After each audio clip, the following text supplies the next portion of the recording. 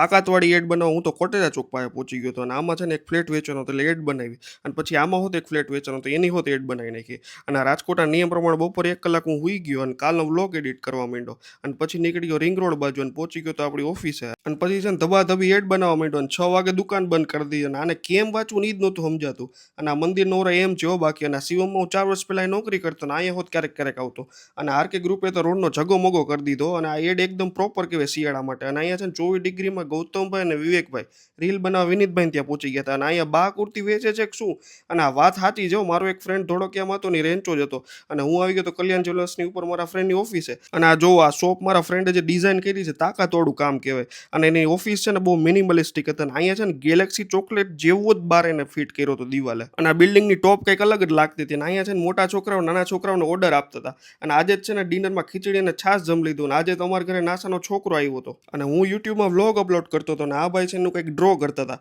અને પછી છે ને મેં પેન ખાઈ લીધું અને એની ભાઈ મજા આવી છે કોઈ વાત જ જવા દો અને હું નીકળી ગયો મારા ક્લાયન્ટ મિતભાઈને મળવા અને એને છે ને ઢગલો એક ઇન્ક્વાયરી પડી હતી હો ભાઈ.